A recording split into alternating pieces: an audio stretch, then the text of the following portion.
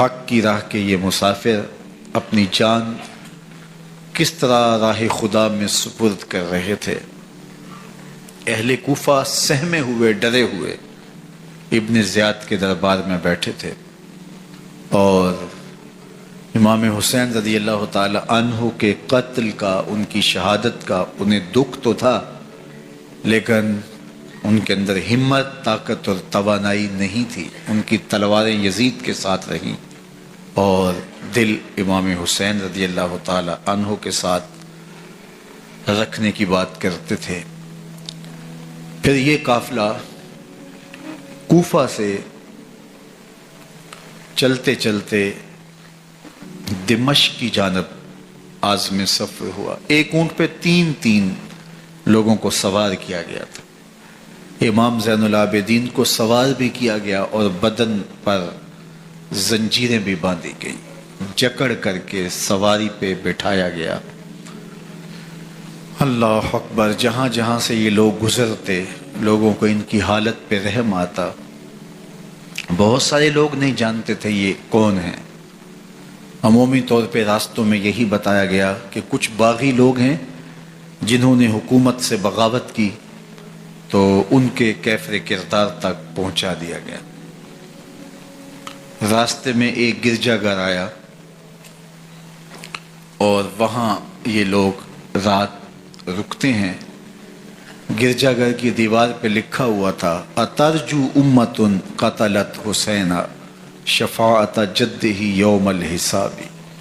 کیا وہ امت جنہوں نے حسین ابن علی کو شہید کیا قیامت کے دن انہی کے نانے سے شفاعت مانگیں گے؟ کس منہ سے شفاعت طلب کریں گے؟ اسی حسین ابن علی کے نانا سے، جن کے بیٹے کو، جن کے شہزادے کو، نواسے کو ان لوگوں نے شہید کیا۔ جب یہ تقدس مآب قافلہ دمشق پہنچا تو راستے میں ایک شخص قرآن مجید کی تلاوت کر رہا تھا۔ اپنے مکان کی چھت پہ بیٹھ کے تلاوت کر رہا تھا، اور یہ قافلہ اس طرح سے گزر رہا تھا کہ شہیدوں کے کٹے ہوئے سر نیزوں کی نوک پہ تھے، اور عصمت شیار خواتین اور امام زین العابدین اونٹوں پہ بندھے ہوئے تھے۔ تو پڑھنے والا تلاوت کر رہا تھا کہ کہف اور رقیم یہ ہماری نشانیوں میں سے بڑی عجیب نشانیاں ہیں۔ تو جب وہ پڑھ رہا تھا تو سر حسین سے آواز آئی: یا تالی القرآن، اے قرآن پڑھنے والا، اصحاب کہف سے زیادہ عجیب قتلی و حملی، میرا قتل کرنا اور نیزے کی نوک پہ چڑھایا جانا ہے۔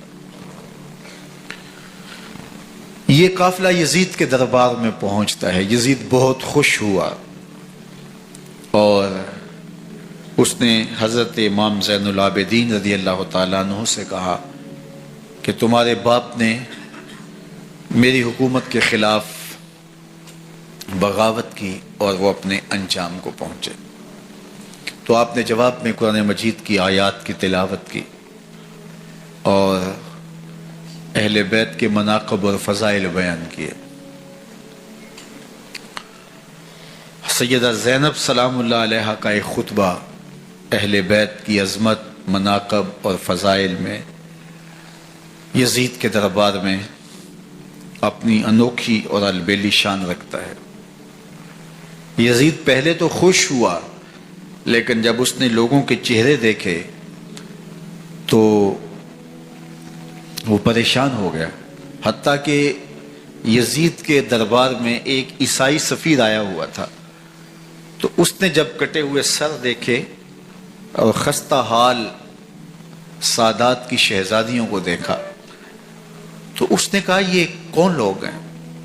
تو اسے بتایا گیا، تو اس نے بڑے تعصف کا اظہار کیا، کہا کتنے بد نصیب لوگ ہو، ہمارے پاس حضرت عیسیٰ علیہ السلام کے گدھے کا کھر موجود ہے اور ہم اسے بھی عزت کی جگہ پہ رکھے ہوئے ہیں، اور تم کتنے بدبخت ہو، اپنے رسول کے نواسے کو شہید کر دیا۔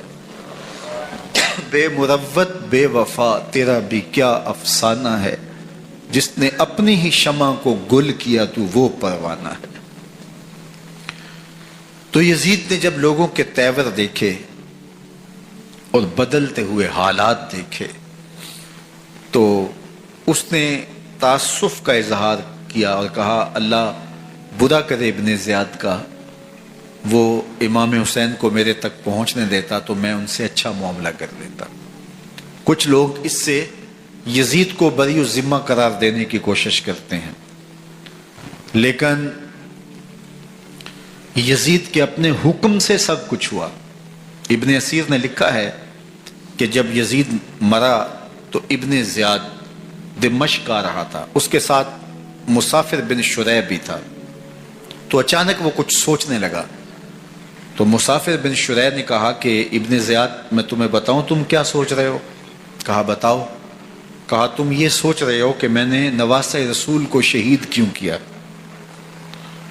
تو کہنے لگا کہ یہ مجھے یزید کا حکم تھا، اور اگر میں نواسہ رسول کو شہید نہ کرتا تو وہ مجھے قتل کر دیتا۔ اور جب مسلم بن عقبہ کو مدینہ المنورہ کی حرمت کو پامال کرنے کے لیے اور حضرت عبداللہ ابن زبیر رضی اللہ تعالیٰ عنہ کی خلافت کے اعلان کے بعد مکہ المکرمہ پر حملے کے لیے جو یزید نے بھیجا، تو اس سے قبل اس نے ابن زیاد کو کہا کہ یہ کام تم کرو۔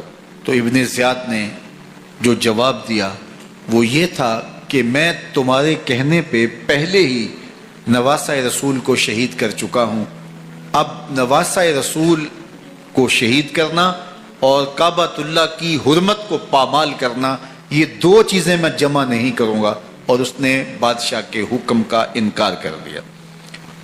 تو یزید نے امام حسین رضی اللہ تعالیٰ عنہ کی شہادت کا حکم دیا تھا ابن زیاد کو، اور یہ دو گواہیاں میں نے ابن زیاد سے آپ کے سامنے رکھی۔ باقی اس کا یہ سیاسی پینترا کہ وہ تعصب کا اظہار کرے، تو قاتل کی پشیمانی مقتول کی اہمیت تو بڑھا سکتی ہے، لیکن قاتل کے دامن سے قتل کا داغ نہیں دھو سکتی۔ تو حضرت امام حسین رضی اللہ تعالی عنہ کا قتل یزید کو اب نظر آ رہا تھا مجھے بہت مہنگا پڑے گا، آخرت تو برباد ہوئی ہی ہوئی، دنیا بھی میں نے برباد کر لی اور میری حکومت بھی مستحکم نہیں رہ سکے گی۔ تو اب اس نے یہ کہنا شروع کر دیا کہ خدا برا کرے ابن مرجانہ کا کہ وہ راستہ دے دیتا اور امام حسین کو میرے تک پہنچ دیتا۔ حضرت امام زین العابدین سے اب وہ لجاجت کرنے لگا اور کہنے لگا کہ حضرت آپ کچھ ارشاد فرمائیے۔ تو آپ نے تین چیزیں ارشاد کی۔ آپ نے فرمایا ایک تو ہمیں خیریت سے مدینے بھیج دو، اور دوسری بات کہ قاتلان حسین کو ان کے کیفر کردار تک پہنچاؤ، اور تیسری بات مجھے دمشق کی جامعہ مسجد میں خطبہ جمعہ کی اجازت دو۔ اس نے کہا کہ خطبہ جمعہ کی اجازت بھی دیتا ہوں، آپ کو خیریت سے مدینہ المنورہ بھی روانہ کر دیا جائے گا، لیکن قاتلان حسین کو کیفر کردار تک پہنچانا یہ میرے بس میں نہیں ہے، یہ ممکن نہیں ہے۔